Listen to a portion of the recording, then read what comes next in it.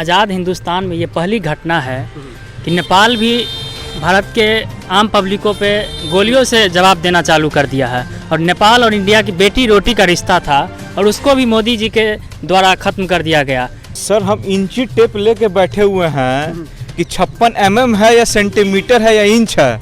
अब हमको समझ में नहीं आ रहा है कि कितना इंच का छाती है, mm में है या cm में है। अब अभी तो मौका मिला है दिखलाने के लिए कि कितना बड़ा छाती है, थोड़ा दिखलाइए। हर देशवासी को इंतजार है कि कहीं बोलने में गलती नहीं हो गया कि 56 इंच mm में हो गया या सेंटीमीटर में। नेपाल कमज़ोर देश है, हिम्मत कर रहा है, ज़रूर उसके पीछे से किसी का साथ होगा। हो सके तो हमारे मोदी जी का भी साथ हो सकता है। देखिए, जब प्रधानमंत्री का चुनाव आया था तो इंडिया पे हमला होता है, बिहार में चुनाव आ रहा है तो बिहार पे हमला हो रहा है नेपाल की तरफ से। ये सब हमको तो लगता है कि चुनाव ही के टाइम पे होता है। नेपाल ने भारत की तरफ अंधाधुंध फायरिंग की है, इस पे क्या कहना चाहेंगे आप? देखिए, ये हमारे देश के लिए और नेपाल के लिए भी बहुत शर्म की बात है कि जिस नेपाल से हमारा बेटी रोटी का संबंध रहा है, अनादिकाल से ही हमारा संबंध बड़ी प्रगाढ़ तरीका ले रहा है, उस नेपाल और भारत के बीच जो विवाद हुए हैं, और इस विवाद के पीछे अगर एक बार सोचें तो ये राजनीतिक तौर से पैदा किया गया विवाद है। दोनों देशों में और अब पूरे विश्व में एक मुद्दा बहुत तेजी से राज करने के लिए चला और वो मुद्दा है राष्ट्रवाद। जिस तरह से जातिवाद एक सांप है तो राष्ट्रवाद एक नाग है, और देश के लोगों को, दुनिया के लोगों को ये समझना बहुत जरूरी है कि ये राष्ट्रवाद नाग है और ये दोनों ही, चाहे वो सांप हो चाहे वो नाग हो, दोनों ही आदमी को काटेगा और दोनों में ही जार है। हम तो कहना चाहेंगे कि मोदी है तो मुमकिन है। सबसे पहली बात, मोदी जी घूमे ना विदेश में इतना, आज अमेरिका उनका दोस्त है, बहुत सारे दोस्त हैं उनके बड़े बड़े आदमी। तो नेपाल जैसा छोटा सा है, इंडिया पे हमला कर रहा है, तो मोदी है तो मुमकिन है। हम इंची टेप लेके बैठे हुए हैं कि 56 mm है या सेंटीमीटर है या इंच है। अब हमको समझ में नहीं आ रहा है कि कितना इंच का छाती है, mm में है या cm में है। अब अभी तो मौका मिला है दिखलाने के लिए कि कितना बड़ा छाती है, थोड़ा दिखलाइए। हर देशवासी को इंतजार है कि कहीं बोलने में गलती नहीं हो गया कि 56 इंच mm में हो गया या सेंटीमीटर में आए। हम तो चाहते हैं कि वो किलोमीटर में छाती दिखला दें, कितना किलोमीटर का है मेरा, लेकिन दिखलाएं तो अभी तो समय है। जिसका आंख नहीं है वो आंख दिखा रहा है, अंधा आंख दिखला रहा है, तो आंख वाला क्या करेगा? चीन। नेपाल खुद एक कमजोर देश है, फिर भी इतनी हिम्मत कैसे? देखिए, हिम्मत की बात नहीं है ये। राष्ट्रवाद एक ऐसा टॉपिक है कि अगर कोई घर में भी है, उस एक अकेला परिवार भी है, तो अकेला परिवार के ज़मीन को आप लेने की कोशिश कीजिएगा तो पूरा सिंपैथी जनरेट हो जाएगा, उसके खानदान तंदान सब लोग आ जाएंगे, चाहे वो आज वो अकेला है। तो ये शासन करने का तरीका है, राजनीतिक तौर से बनाया गया एक मुद्दा है, जो कि नेपाल के जो राजनीतिक दल है उनके लिए भी ये फायदेमंद है, और जो इंडिया में राजनीतिक दल है इनके लिए भी फायदेमंद है, ताकि तमाम लोग इस टॉपिक को छोड़कर और इसी में उलझे रहे कि हमारी सीमा है तो हमारी सीमा है, तो तमाम जो जरूरत की चीज़ें हैं ये एकदम मतलब हट जाता है, ख़त्म हो जाता है। नेपाल एक खुद कमजोर देश है, फिर भी वो इतना हिम्मत कहाँ से कहता है, कैसे कहता है वो? कमजोर देश, देखिए कमजोर नहीं, आदमी बलवान जिगर से होता है। कभी कभी आपने देखे कि मोटा शरीर है लेकिन उसमें हिम्मत नहीं है, कहीं पतला दुबला आदमी आके 2 थाप मार के चला जाता है। वही हाल यहाँ हो गया है, शरीर फूल के हो गया है, आता है कोई भी 2 थाप मारा चला गया, बस वही स्थिति अभी भारत का हो गया है। आज़ाद हिंदुस्तान में ये पहली घटना है कि नेपाल भी भारत के आम पब्लिकों पे गोलियों से जवाब देना चालू कर दिया है। और नेपाल और इंडिया की बेटी रोटी का रिश्ता था और उसको भी मोदी जी के द्वारा ख़त्म कर दिया गया। पिछले घटना है सीतामढ़ी में, पिछले दिन एक ही परिवार के किसान के 4 आदमियों पे अंधाधुंध गोली चलाई, जिसमें मौके पे ही एक लड़का का वहाँ डेथ हो गया।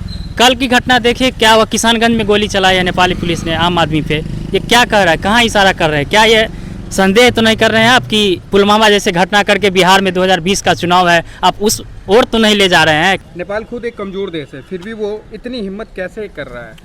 नेपाल कमज़ोर देश है, हिम्मत कर रहा है, ज़रूर उसके पीछे से किसी का साथ होगा। हो सके तो हमारे मोदी जी का भी साथ हो सकता है, क्योंकि बिहार में चुनाव आने वाला है, इसी के कारण वो नेपाल कर रहा है। क्योंकि देखिए, जब प्रधानमंत्री का चुनाव आया था तो इंडिया पे हमला होता है, बिहार में चुनाव आ रहा है तो बिहार पे हमला हो रहा है नेपाल की तरफ से।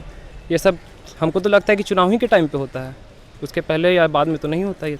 अभी मीडिया अभी गलती से चीन का सेना 2 किलोमीटर घुसता है और आधा किलोमीटर पीछे हटता है, तो हर मीडिया में चैनल में आ रहा था कि देखिए भारत के दबाव में चीन की सेना पीछे हट गई, लेकिन कितना घुसी कितना पीछे हटी ये तो नहीं देखा है आज तक। अभी नेपाल किया है, कोई मीडिया नहीं दिखाएगा। अभी सब अभी जब कुछ करेगा उसके बाद पीठ थपथपाता है। सारा मीडिया बिका हुआ है, सारा मीडिया बिका हुआ है। उसको एडवर्टाइजमेंट चाहिए, सरकार से पैसा चाहिए उसको, सारा चैनल बिका हुआ है। यहाँ तक लगता है कि जितने भी बड़े मीडिया हैं इस देश के सब बिक चुके हैं और बहुत ही कम न्यूज़ वाले हैं जो सही चीज़ दिखाते हैं, और वो शांत रहेंगे ही क्योंकि उनको पैसा मिला है। अब पाकिस्तान हमला करता है तो वो तुरंत न्यूज़ दिखाते हैं, चाइना हमला करता है तो तुरंत न्यूज़ दिखाते हैं, और नेपाल हमला कर रहा है तो अभी तक न्यूज़ नहीं दिखाया है। कुछ दिन पहले भी हमारा एक किसान मरा था, नेपाल वाले हमले किए थे तो उसके बारे में भी कुछ नहीं दिखाया गया।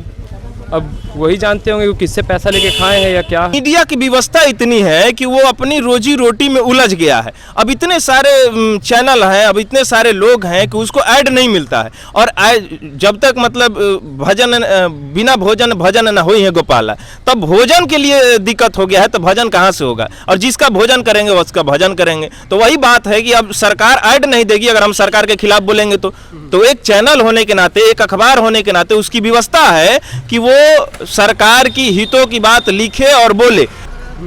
मीडिया क्यों खामोश है? वो सरकार को आईना क्यों नहीं दिखा रही? भूखे पेट तो भजन होगा नहीं। बेरोजगारी इतनी चरम पे है कि आप सोच नहीं सकते हैं, तो भजन तो करना ही होगा ना। मोदी के नाम से तो उसके माला तो जपना होगा ना। यही कर रहे हैं मीडिया, माला जपने के चलते ही इनका जो कहिए तो करोड़ों करोड़ों का ऐड है, कहानी खत्म कर देगा, चैनल शट डाउन कीजिए, घरे बंद कर दीजिए दुकान। तो ये तो स्थिति है। अब बोलने वाले लोग सोशल मीडिया से बोल रहे हैं, यूट्यूब से बोल रहे हैं, कितना लोग देख रहे हैं। लोग देखना भी नहीं चाह रहे हैं। गांव-गांव में तो टीवी लगा कर और बड़ी आराम से देख रहा है और कह रहा है कि नहीं मेरा घर रंगीन टीवी है। ये स्थिति है गाँव का कि अभी सीना उसका इसलिए चौड़ा है कि रंगीन टीवी है। अभी उसको न्यूज का क्या पता है कि जो वहाँ परोसा जा रहा है वो सच है कि गलत। मोदी जी के विदेश नीति की उनके नेता तारीफ करते हैं, आप क्यों नाराज हैं आप? सर, प्रत्यक्ष को प्रमाण की जरूरत नहीं होती है। इतना विदेश घूमे हैं, गए हैं, विदेश में घूमे हैं, भारत सरकार का पैसा, आम लोग जनता का टैक्स का पैसा यूज़ किए, उससे फ़ायदा क्या हुआ भारत को बताएंगे ना।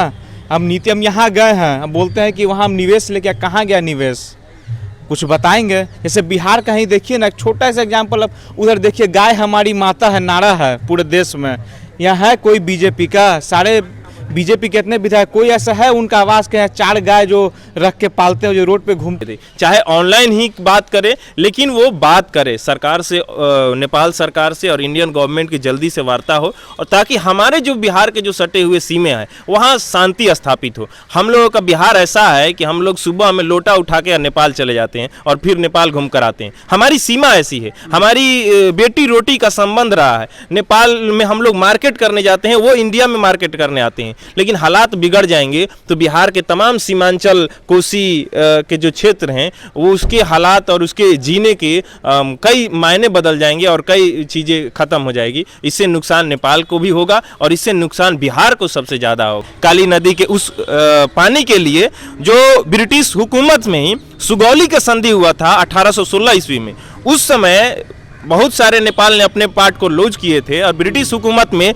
जो काली नदी का क्षेत्र था वो इंडिया में जो सुगौली के संधि में था, मानसरोवर के इर्द गिर्द जो थे दर्रा वगैरह, तो वो सब इंडिया में आए थे। उस दरमियान की ये जो नेपाल ने नया नक्शा जो साबित किया है कि ये लीजिए मेरा नेपाल का नया नक्शा है, और उसमें इंडिया के कई क्षेत्रों को वो अपना बताया है। और इससे क्या हुआ है कि इंडिया बोल रहा है कि भैया देखो तुम मेरे क्षेत्र के अगर अपना कहोगे तो ये बात ठीक नहीं है और ये हम कतई बर्दाश्त नहीं करेंगे। और ये इंडिया वालों के लिए बहुत ही सेंसिटिव मुद्दा है कि कोई हमारी जमीन को कहे कि वो हमारा है। तो इससे क्या होता है कि जो मूल मुद्दे हैं वो नेपाल भारत के साथ। आज देखिए हिंदुस्तान में पिता डेट कर गए, बेटी नेपाल से नहीं आ सकती है। भाई का शादी है, नेपाल से बहन नहीं आ सकती है उनके शादी में। आज बहन बीमार है नेपाल में, इंडिया से कोई जा नहीं सकता है, ऐसा रिश्ता है। मेरा तो खास बॉर्डर पे घर है, मैं वहाँ के जायदा लेने कभी कभी चल जाता हूँ। अपने खेत में भी जाता हूँ तो देखता हूँ, जैसे खेत में गए तो वहाँ सारे पुलिस, नेपाली पुलिस आ जाते हैं एकदम कि क्या करने आ गए इतने लोग, क्या कर, खेती भी नहीं कर सकते यहाँ पे। वहाँ खड़ा रहिएगा, एक विचित्र माहौल रहता है। जैसा रिश्ता था वैसा कोई नहीं था। हम लोग भी सिरहात नेपाल तक जाते हैं, कोई दिक्कत नहीं होती थी, कोई भंसार उनसार नहीं, सीधा घूम के आते थे। लेकिन आज वो स्थिति नहीं है बॉर्डर पे। बॉर्डर की स्थिति दयनीय हो गई है। आज जो इंडिया के बिहार के बॉर्डर पे जो मार्केट है, चाहे वो जयनगर हो मधुबनी डिस्ट्रिक्ट के, या फिर साहरघाट हो, या उमगांव हो, या इधर सुपौल ले लीजिए, ये मार्केट में आज कोई व्यापारी नहीं आ रहे हैं नेपाल से। इसका दयनीय स्थिति आम लोगों का है, आम व्यापारियों पे पड़ता है। चलिए, नेपाल खुद एक कमज़ोर देश है, फिर भी वो इतनी हिम्मत कैसे कर रहा है? हिम्मत इसमें कोई बात नहीं, हिम्मत की कोई बात नहीं है। यहाँ की प्रधानमंत्री जुमलेबाज है, उनको विदेश नीति में कोई ज्ञान नहीं है, वो शून्य है।